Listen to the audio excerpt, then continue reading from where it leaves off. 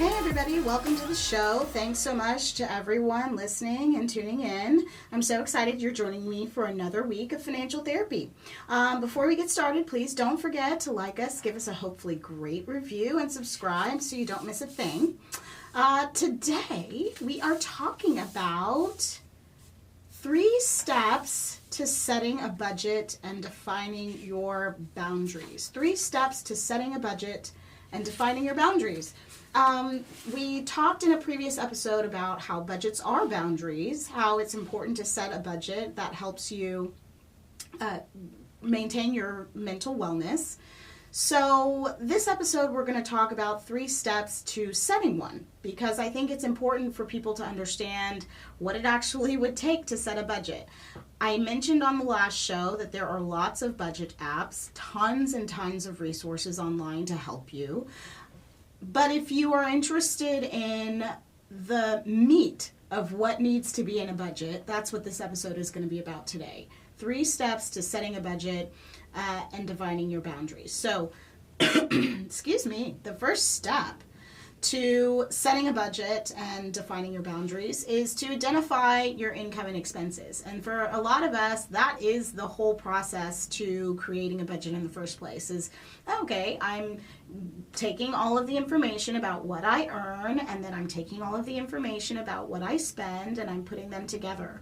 But I think the most important part about this step, identifying your income and your expenses, is to identify them in the form of, or in the context of, your needs versus your wants. So we're not just trying to write down everything that we earn and everything that we spend. We're trying to understand what we want and need in our financial life and what we're actually spending on. Because reconciling that difference is kind of the whole point of a budget. You're not just putting things on paper to make yourself feel bad. You're not just putting things on paper when you know you don't have any money to spend.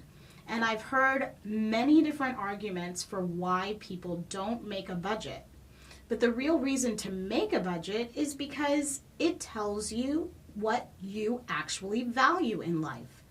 And it helps you define those values in ways that you can explain to your friends, your family, your colleagues, and even to yourself when you start getting that pushback, that feeling of, I should be able to spend more, or I should be earning more. All of those feelings of guilt and shame, all of the feelings of fear and denial when you're not paying attention to what you actually earn and what you're actually spending, the feeling of obligation when you get asked for money by friends, family members, colleagues. You get asked to do things. They're excited to hang out with you. They're excited to spend time with you.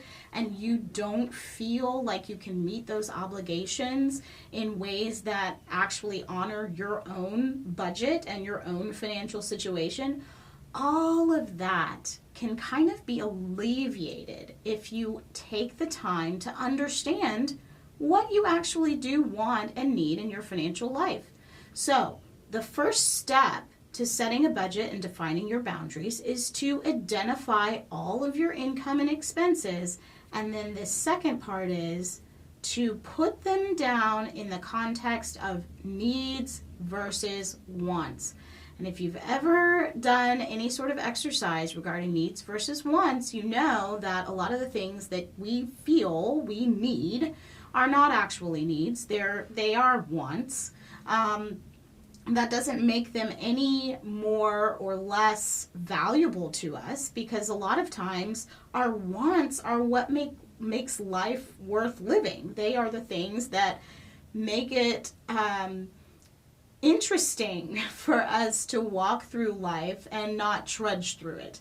It makes it exciting for us to get up and go earn a living every day instead of feeling like it is a drudge. So the difference between needs and wants is just so that you can define the difference between necessities and the discretionary expenses that you are spending on. And it's important to make that distinction in your budget. So write down your income and your expenses in the context of your needs versus wants, and then define what your limits are based on what you currently earn, not what you hope to. And your personal values can help guide this process. So if you really value family time, then you're going to want to make sure that your budget, the wants, the expenses that you put down, include some family time activities and include room for that. If you are really focused on getting your education back on point, then maybe some of your budget should be spent on finding some online courses that might meet your need, your educational need. So the difference between needs and wants, and also the difference between what you currently earn and what you expect to earn. And then also you want to talk to yourself about your personal values. So what is it that you value? And that can help you actually write down and not forget some of those things that you actually do spend money on a regular basis. You can also go online. It's very helpful that everything is pretty much digital these days. Go online, check your bank accounts, check your credit card statements, and make sure you're not forgetting anything that you actually do spend money on, especially if it's a regular purchase, but also don't forget those big purchases that you make throughout the year. And typically when you write those down, if it's something like car maintenance or something to do with your home, or your apartment, some sort of rental fees or moving fees if you do that every year or every couple of years, put those down and then put them in as monthly values so that you know that you need to be essentially saving that money over time in order to meet that financial need. So in other words, if you have a $1,200 expense every year, you would want to make sure or try to make sure that you were saving $100 a month in order to meet that financial obligation. So writing down your income and expenses, that's the first step to setting a budget and defining your boundaries. The second step is to be specific. So being clear with yourself about how you will and will not conduct yourself within your budget boundaries and what your expectations are from your financial partner, your friends, and your family members on both the income and expense sides of the ledger. So what I mean about this is to have a conversation with yourself and or your financial partner about some key things, some key aspects of your financial situation and your budget that are either going to be flexible or not flexible, or how they're going to flex. And make sure that you are on the same page, that you've thought about these things yourself before you start spending and or relying on the money that you're earning in order to operationalize this budget. So a good example is if you give a gift, you should decide if you're only going to give it if you've budgeted for it. I think gifts are things that you definitely should have no expectation of getting back. And therefore, it should be part of your budget if you are going to give a family member, a friend, a colleague, anyone, an acquaintance, something that is a gift. That should be part of your budget. And, you know, some people might be very generous but not understand how that is actually fitting into their budget. And that's obviously important because you can't rob Peter to pay Paul. The important thing is not just to be generous, it's to be generous with a gracious heart and an open heart and a free heart because you don't need that money back. So, being clear with yourself about how you will and will not conduct yourself when it comes to gifts is important. Being clear about what you expect from someone else in that situation is also important. So if your gift is in fact a loan and you expect someone to pay you back, that needs to be an upfront declaration along with any of the conditions of the loan. And then that money, the money that you're supposed to be getting back from the loan, should also be part of your budget, so that it is clear that you have the expectation that that money is coming in. And if that money is not coming in, you have a prompt, quite frankly, to check on that situation. And so that the other person understands, okay, there's an expectation that I pay you back X dollars every month. And then, of course, you need to have some flexibility with yourself. If you're providing a loan to someone who's a family member who, in fact, it should be a gift to, you have to be understanding of that and perhaps be flexible in actually getting the payments as described. But it doesn't mean that you should not actually describe what the expectations are up front, even if what your acceptable loss is that this becomes a gift. I hope that makes sense, because even if you set it up as a loan up front, you have the ability to change your mind. If your financial situation changes, or you feel as if you are more comfortable providing it as a gift, that is your prerogative. But that is a decision, and it should be something that is a clear decision to go from, this is something that I've budgeted for as a loan, to this is something that I'll now forgive as a gift, versus, oh, I thought this was supposed to be a loan, and I'm really upset at this person for not paying me back like they said they would. Well, did you have terms for them paying you back? Did you have any sort of clear expectations? So you have to be specific with things in your budget and make sure that everybody's on the same page.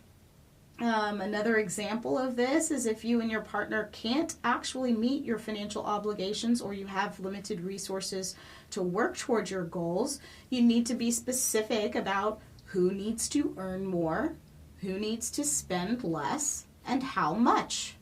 So this step to setting a budget of being specific about what's coming in, what's going out, how you're meeting your financial obligations. I mean, it's really just the countermeasure against fear and denial in our financial situations.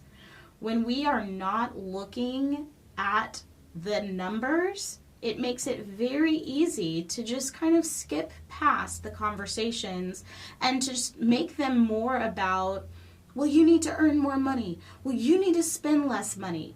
How much less? How much more?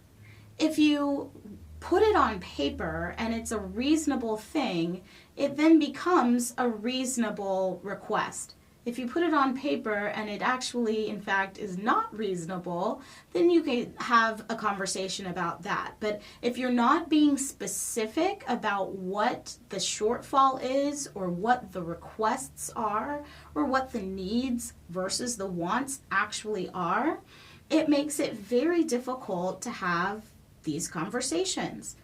And the final step to setting a budget and really defining your boundaries is to remember your why.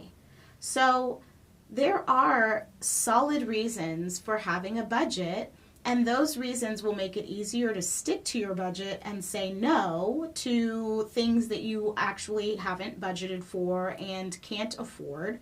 And it will make it easier to say yes to making necessary investments or spending on things that really are necessities. They are needs, or they are wants that you've defined and that really support you as a person and what you value in life and how you want to move through your life. So that's the last thing, is remember your why.